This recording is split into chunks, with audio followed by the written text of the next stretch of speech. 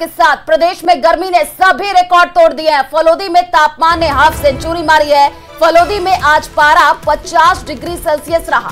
तो वहीं अगर हम बाड़मेर की बात करें तो वहां पर जो तापमान वो 48.8 डिग्री सेल्सियस रहा है। जैसलमेर में आइए तो 48 डिग्री भी वहां पर तापमान दर्ज किया गया है।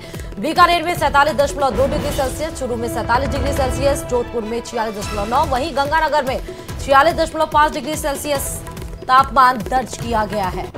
तो कोटा की बात कर ले तो 46.3, जयपुर में 43.8 डिग्री सेल्सियस पारा दर्ज किया गया है। प्रदेश में गर्मी ने सभी रिकॉर्ड तोड़ दिया। आपको बता दें कि फलोदी में तापमान ने हाफ सेंचुरी मारी है और लगातार कहां पर कितना डिग्री जो पारा वो हम आपको बता रहे हैं। अलग अलग जिलों की हम बात कर रहे हैं। देखिए बीकानेर की अगर बात कर ले तो 47.2, चूरू 47.0, जोधपुर की बात कर ले तो 46.9 और साथ ही साथ कोटा में 46.3। तो लगातार गर्मी का सितम बढ़ता ही जा रहा है। प्रदेश के कई जिलों में तापमान लगातार बढ़ रहा है। लोगों को काफी परेशानियों का सामना करना पड़ रहा है और आने वाले दिनों में हीट वेव की भी चेतावनी दी गई है। अभी भी कई जगहों पर हीट वेव देखने को मिल रहा है, नौतपा देखने को मिल रहा है। तो हम भी आपसे यही गुजारिश करते हैं कि अगर ज्यादा जरूरी काम ना हो तो घर से बाहर ना निकलिए, नहीं तो आप भी हीट वेव के चपेट में आ सकते हैं। तो रिकॉर्ड तोड़ गर्मी जो है वो राजस्थान में देखने को मिल रही है। मौतों का आंकड़ा भी लगातार बढ़ता जा रहा है और फिलहाल जो हम आपको बता रहे हैं कि कहां पर कितना डिग्री पारा रहा। बीकानेर की बात कर ले तो देखिए 47.2, चूरू में 47.0।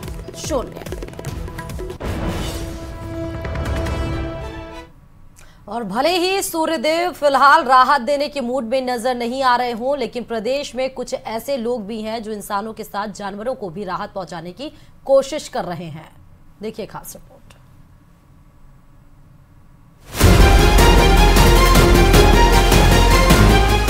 देश भर में गर्मी का प्रकोप जारी है और इसका असर आम आदमी से लेकर जीव जंतुओं पर भी पड़ रहा। सड़कों पर सन्नाटा है, लोग जरूरी काम से ही बाहर निकल रहे हैं।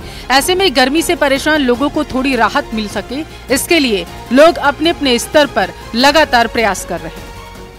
ऐसी ही पहल की है सरहदी बाड़मेर जिले के रहने वाले युवा उद्यमी जोगेंद्र सिंह चौहान और राजेंद्र सिंह चौहान ने।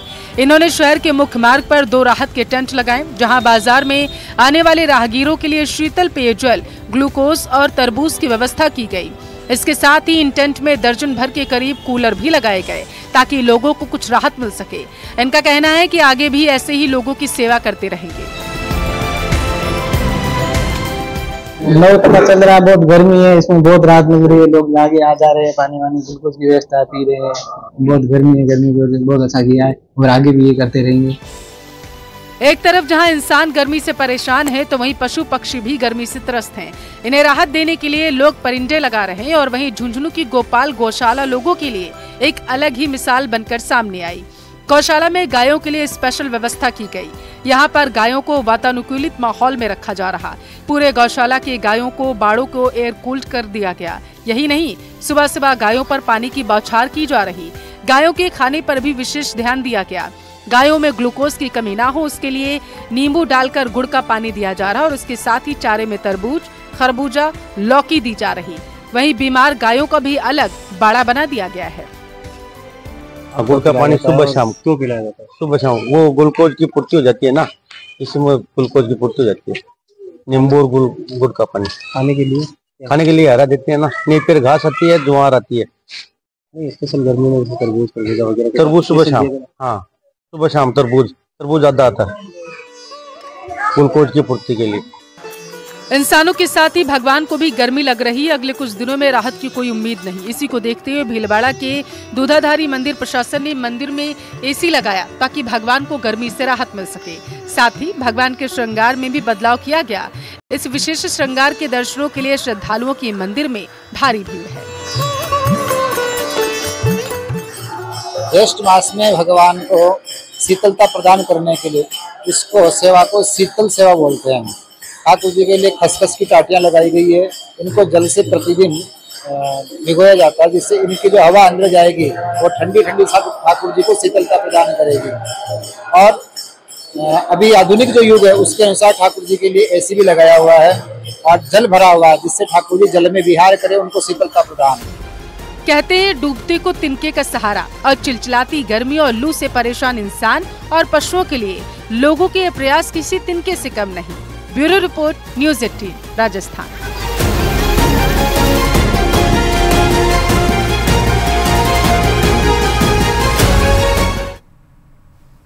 और कोटा से बड़ी जानकारी आपको दे दें, भीषण गर्मी के बीच बिजली गुल हो गई। आपको बता दें कि भीषण गर्मी में ट्रांसफार्मर तोड़ रहे दम और बिजली प्रसारण निगम के 132 जीएसएस में फॉल्ट देखने को मिला है।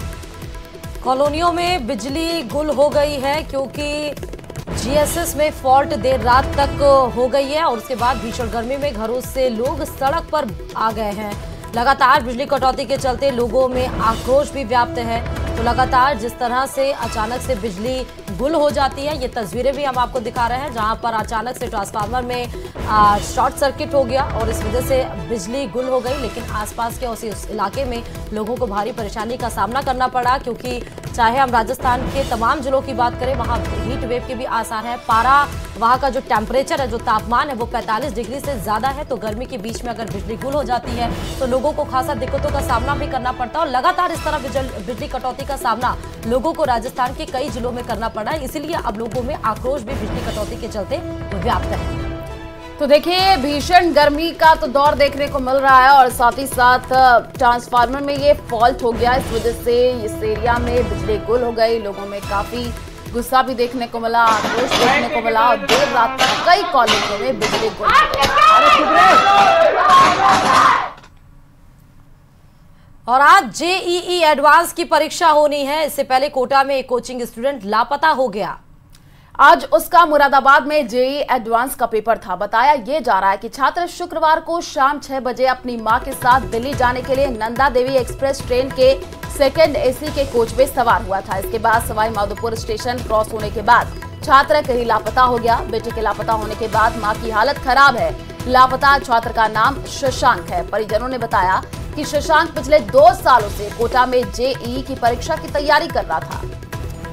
भतीजे के लापता होने के बाद कोटा से दिल्ली के बीच सभी रेलवे स्टेशन के सीसीटीवी फुटेज भी देखे गए हैं। हालांकि शशांक का कोई पता अभी तक नहीं चल सका है कि कहां चला गया शशांक। ट्रेन से अपनी मां के साथ जा रहा था। बिना बताए छात्र शशांक चलती ट्रेन से उतर गया और अभी तक कहां है इसका कोई अता पता नहीं है। बता दें, जेईई एडवांस का पेपर होना है। क्या उसी के डर के चलते शशांक अपने मां के साथ जब वो ट्रेन से जा रहा था उस बीच उतर गया? तो हालांकि संभावनाएं बहुत सारी हैं, लेकिन फिलहाल असली वजह क्या है ये तो शशांक के पता लगने के बाद ही पता चल पाएगा।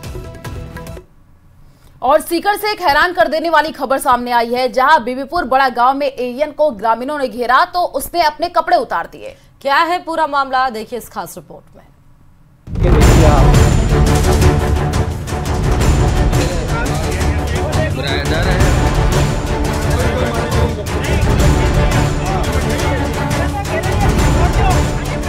बहस, हंगामा और उतार दी पैंट, विरोध से बचने का अनोखा उपाय। आपने घटिया निर्माण की सामग्री पर जांच के लिए पहुंचे अधिकारियों को ग्रामीणों के विरोध के चलते दबे पांव वापस भागते तो देखा होगा, लेकिन क्या आपने कभी किसी अधिकारी को विरोध के चलते अपनी पैंट उतारते देखा है? ऐसा ही कुछ मामला सीकर से सामने आया है। दरअसल बीबीपुर बड़ा गांव में सामुदायिक स्वास्थ्य केंद्र के निर्माण को लेकर ग्रामीण काफी समय से शिकायत कर रहे थे और आरोप लगा रहे थे कि इसमें घटिया सामग्री का इस्तेमाल किया जा रहा है। इसी शिकायत पर जब सहायक अभियंता अर्जुन सिंह जांच के लिए पहुंचे तो ग्रामीणों ने विरोध करते हुए उन्हें घटिया निर्माण दिखाया और खूब खरी खोटी सुनाई। बारवाड़ी है, बारवाड़ी है, बारवाड़ी 250 रुपया बारवाड़ी दिया। कोई माल नहीं, बिल्कुल सही नहीं है।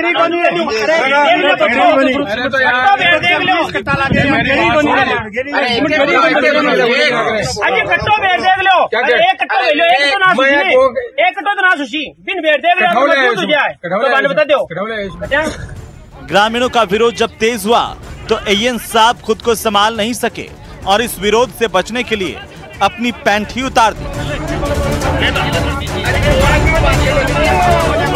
तो गांव वालों ने डिपार्टमेंट में फोन किया तो एएन साहब आए। एएन साहब ने कहा कि निर्माण घटिया है, लेकिन एएन साहब भी वो लगे हुए हैं संविधा पे, तो वो भी कोई संतुष्ट नहीं कर सके और वो कहा कि ये कंक्रीट बजरी यही चलेगी। तब बावल ने कहा कि आप यहाँ बैठ जाओ, खाना खाओ, चाय पियो, लेकिन आपके उच्च अधिकारियों को बुलाओ, तभी काम शुरू होने दीजिए। तभी प्रशासन आया और वो चले गए। उन्होंने कहा कि ये काम दोबारा पूरा तोड़ के डिसमेंटलिंग करके और वापस कार्य करवाएंगे। पूरा का पूरा कार्य खराब किया हुआ है, सीमेंट भी चेंज करेंगे, गिट्टी भी चेंज करेंगे और बजरी भी चेंज करेंगे। मामले में विवाद बढ़ने के बाद पुलिस मौके पर पहुंची और ग्रामीणों को शांत करवाया। बात आ गई कि हॉस्पिटल को निर्माण चल रहे, माल मटेरियल को लाग रहे, गांव का कोई ऑब्जेक्शन है कि माल मटेरियल सही लागू चाहिए कि इस संबंध में अयन साहब को कोई सूचना दी। अयन साहब ने बुलाया, माल मटेरियल दिखायो। अयन साहब इस बात से संतुष्ट है कि माल मटेरियल को लाग रहे, की शिकायत उच्च अधिकारी को करी जाएगी। ग्रामीणों से लेकर अधिकारी तक भी ये मान रहे हैं कि इस पूरे निर्माण में घटिया सामग्री को काम में लिया जा रहा है। ऐसे में सवाल उठता है कि अब तक कार्रवाई क्यों नहीं हुई। न्यूज़ 18 के लिए सीकर से संदीप हुड्डा की रिपोर्ट। गांव ने इसका विरोध। और इस बीच गुजरात के राजकोट से बड़ी खबर यह है कि टीआरपी गेम जोन में जो आग लगी थी, आग की चपेट में 28 लोगों की मौत की खबर भी आई और आग से मरने वालों में ज्यादातर बच्चे हैं। तो राजकोट हादसे पर पीएम मोदी ने दुख जताया है। आपको बता दें कि राजकोट हादसा मामले में मदद की ऐलान की गई है और मृतकों के परिवार को 4-4 लाख की मदद का ऐलान किया गया है। घायलों के लिए 50-50 हजार की मदद का ऐलान किया गया है। तस्वीरें हम आपको टीवी स्क्रीन पर दिखा रहे हैं। देखिए यहाँ पर ये हादसा हो गया, 28 लोगों की मौत की खबर सामने आई और आग से मरने वालों में ज्यादातर बच्चे बताए जा रहे हैं। एसआईटी जो है वो राजकोट की घटना की अब जांच करेगी। ये भी अपडेट इस पूरे मामले में निकल करके सामने आ रही है। तो ये बड़ी जानकारी आपको दे रहे हैं। पीएम मोदी ने भी इस पूरे हादसे पर दुख जताया है। गेम जोन में ये अग्नि तांडव देखने को मिला। टीआरपी गेम जोन में ये भीषण आग लग गई। 2 तस्वीरें आपके टीवी स्क्रीन पर है। पहली तस्वीर देखिए, आग कैसे विकराल रूप लेती हुई नजर आ रही है और दूसरी तस्वीरों में दमकल की गाड़ियां मौके पर पहुंची, आग पर काबू पाया गया। Fire broke out in the TRP gaming zone in the afternoon. The rescue operations are on. The fire is under control. We are trying to retrieve as many bodies as possible. As of now, around 20 bodies have been recovered and they have been sent to the hospital for further investigations. और 15 अप्रैल को कोटा में 2.5 साल के एक मासूम की जान चली गई। मां ने किस्मत को कसूरवार ठहरा करके अपने दिल को तसल्ली दी। तभी कुछ ऐसा हुआ जिसकी किसी ने कल्पना तक नहीं की थी। देखिए रिपोर्ट।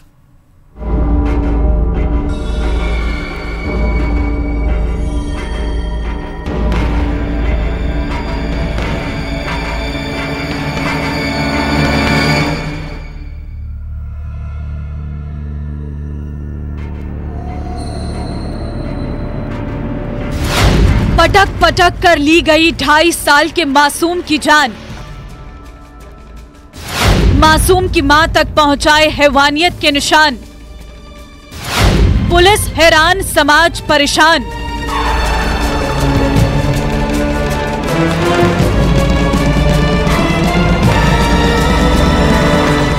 ढाई साल का ये वही मासूम है जिसकी हत्या पुलिस की हैरानी और समाज की परेशानी का सबक बन चुका है।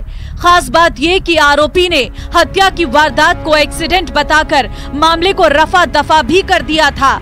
मासूम की मां तक मान चुकी थी कि उसके बेटे की जान हादसे की वजह से गई। कोटा के विज्ञान नगर की रहने वाली मासूम की मां ने बगैर किसी शक के अगले ही दिन यानी 16 अप्रैल को अपने मासूम को दफना भी दिया था। वो महिला है, उसने कहा मेरे बेटे को 15 अप्रैल को आरोपी राहुल ने हत्या कर दी थी और JKLN हॉस्पिटल ले जाकर उसको एडमिट करा दिया था। हम JKLN हॉस्पिटल कोटा में पहुंचे, हम उनकी बातों पे विश्वास किया। विश्वास करने के बाद में उसकी लाश को हम घर लेके आ गए। रात भर लाश को रखा, सुबह हमने 16 तारीख को दफना दिया। अपने बेटे अंशु की मौत के लिए उसकी मां अपनी किस्मत को कोस रही थी। तभी कुछ ऐसा हुआ जिसकी किसी को उम्मीद नहीं थी। हफ्ते भर पहले आरोपी ने मासूम की मां को हत्या के वीडियो भेजे जिससे वो चौंक गई। तस्वीरों में आप आरोपी की हैवानियत देख सकते हैं। चूंकि आपका मन विचलित ना हो इसलिए तस्वीरें धुंधली कर दी गई हैं। लेकिन इन धुंधली तस्वीरों में आप मासूम पर बरप रहे आरोपी के कहर को साफ देख सकते हैं। एक तस्वीर में आरोपी ने बच्चे को लटका रखा है। बहरहाल महिला ने अपने पति को पूरी बात बता दी, जिसके बाद पुलिस ने आरोपी को गिरफ्तार कर लिया और अब उससे पूछताछ कर रही है। ये घटना होने के बाद, उसने दफनाने के बाद 12 दिन जब हो गए तो राहुल पारिक है उस बच्चे को जिस दिन मारा है, हत्या की है, गला दबा के उसके साथ मारपीट की है, उसने अपनी दुकान के अंदर वीडियो बनाए और उस वीडियो की विजुअल फोटोग्राफी स्क्रीनशॉट लेकर उस महिला जो उस बच्चे की मां थी उसको भेजता रहा। शनिवार को पुलिस ने मासूम के शव को मुक्तिधाम से निकालकर उसका पोस्टमार्टम कराया। पुलिस सूत्रों से मिली जानकारी के मुताबिक पूछताछ में आरोपी ने पुलिस को बताया कि इसी साल जनवरी में उसकी जान पहचान अंशु की मां खुशबू से हुई। जब भी खुशबू अपने घर से निकलती अपने बेटे अंशु को उसे सौंप देती थी। आरोपी राहुल को लगता था कि खुशबू का किसी और से प्रेम संबंध है। 15 अप्रैल को भी खुशबू ने अपने बेटे अंशु को राहुल को सौंप कर चली गई। गुस्से में आरोपी ने अपनी दुकान में मासूम को उठा कर पटका और इसके बाद गला दबाकर उसकी हत्या कर दी। इसके बाद खुशबू को कॉल कर बच्चे के घायल होने की बात कही और खुद बच्चे को लेकर अस्पताल पहुंचा। अस्पताल में खुशबू और उसका पति भी पहुंचे, जहां डॉक्टर्स ने अंशु को मुर्दा करार दिया। आरोपी राहुल को अंजाम तक पहुंचाने के लिए पुलिस कड़ी से कड़ी जोड़ रही है, लेकिन इस वारदात ने इलाके के लोगों को बुरी तरह से झकझोर कर रख दिया है। न्यूज़ 18 राजस्थान के लिए कोटा से ओम प्रकाश मारू की रिपोर्ट।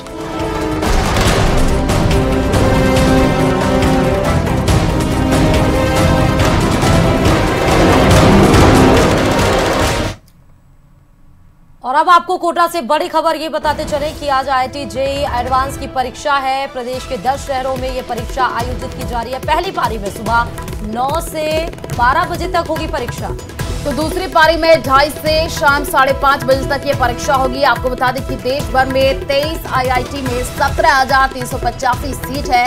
1,91,000 छात्रों ने आवेदन किया और प्रदेश में जयपुर, कोटा, अजमेर, जोधपुर में ये परीक्षा होगी। उदयपुर, अलवर, भीलवाड़ा, बीकानेर में ये परीक्षा होगी। भीलवाड़ा और सीकर में ये परीक्षा आयोजित होगी। तो JEE एडवांस की आज परीक्षा है। ये बड़ी जानकारी आपको दे रहा है। प्रदेश के 10 शहरों में आज ये परीक्षा होगी और आपको बता दें कि पहली पारी में सुबह 9 से 12 बजे तक परीक्षा होगी। अगर हम दूसरी पारी की बात कर ले तो 2:30 बजे से शाम 5:30 बजे तक ये परीक्षा होनी है।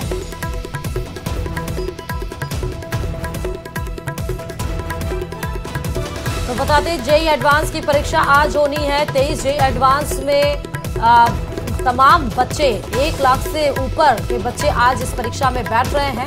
जो बच्चे इंजीनियरिंग का कोर्स करने जाते हैं वो JEE एडवांस यानी कि IIT का पेपर देते हैं और आज JEE एडवांस का पेपर है। 9 जगहों पर ये पेपर आयोजित की जा रहा है। पहली पारी में 9 से 12 बजे तक, उसके दूसरी पारी की बारी 2:30 बजे से शुरू होगी। तमाम वो जिले हैं जहां पर आज परीक्षा केंद्र आयोजित है। और दिल्ली से बड़ी खबर आपको बता दें, बेबी केयर सेंटर में आग लगी है। विवेक विहार में बेबी केयर सेंटर में आग लगने की घटना सामने आई है। बेबी केयर सेंटर में जैसे ही आग लगी, हड़कंप का माहौल देखने को मिला और सूचना मिलते ही दमकल की टीम मौके पर पहुंच गई। कड़ी मशक्कत के बाद दमकल ने आग पर फिलहाल काबू पा लिया है। 11 नवजात शिशुओं को रेस्क्यू किया गया है। ये आपको तस्वीरें दिखा रहे हैं दिल्ली के बेबी केयर सेंटर में भीषण आग की। हालांकि जैसे ही सूचना मिली, तमाम दमकल की गाड़ी अधिकारी मौके पर पहुंच गए। कड़ी मशक्कत के बाद आग पर काबू पा लिया गया और उस बेबी केयर सेंटर से 11 नवजात शिशुओं को फिलहाल रेस्क्यू कर लिया गया है। तो आपको बड़ी खबर आपको दिखा रहे हैं, दिल्ली के बेबी केयर सेंटर में आग किस तरह से फैलती हुई नजर आ रही है।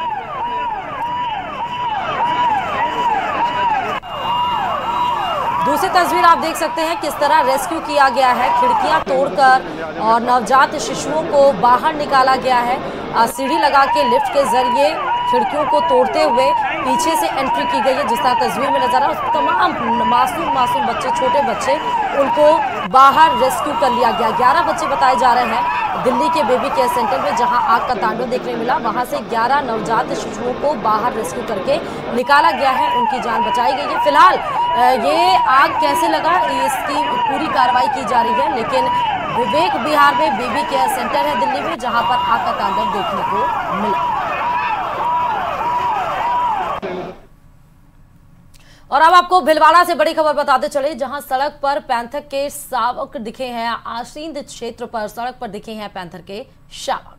तो पानी की तलाश में शावकों का ग्रामीण क्षेत्र की तरफ ये रुख है। आपको बता दें कि पानी की तलाश करते हुए 2 शावक सड़क मार्ग पर पहुंचे और कच्ची सड़क पर गड्ढे से पानी पीते हुए ये दोनों शावक दिखे हैं। आसींद उपखंड क्षेत्र के तिलोली के मार्ग पर ये पैंथर शावक दिखाई दिए हैं। तस्वीरें भी हम आपको टीवी स्क्रीन पर दिखा रहे हैं। पूरा नजारा वहां से गुजर रहे कार सवार ने अपने मोबाइल में कैद कर लिया है। तो सड़क पर पैंथर के शावक की ये तस्वीर देखिए, आप देख पा रहे हैं 2 पैंथर के शावक आपको नजर आ रहे हैं जो कि गड्ढे में पानी भरा हुआ है और उसी को पीते हुए दिख रहे हैं। वहां से गुजर रहे कार सवार ने मोबाइल में ये पूरी वीडियो बना ली और ये देखिए तस्वीर जो है वो हम आपको दिखा रहे हैं। आसींद क्षेत्र पर सड़क पर ही ये पैंथर के शावक आपको नजर आ रहे हैं। ये दोनों शावक देखिए कैसे पानी पीते हुए दिख रहे हैं। गर्मी बहुत ही ज्यादा पड़ रही है और यहाँ पर इनका मूवमेंट देखने को मिला और उधर से ही कार सवार जो है वो जा रहा था चालक, तो उसने अपने मोबाइल में ये पूरा वीडियो बना लिया। अब वायरल भी हो रहा है ये वीडियो, लोगों के द्वारा पसंद किया जा रहा है। तस्वीरें हम आपको दिखा रहे हैं, पानी पीते हुए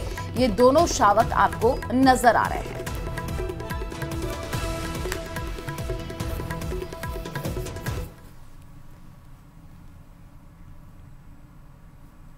और चलिए रुक करते हैं टॉप 10 खबरों की ओर।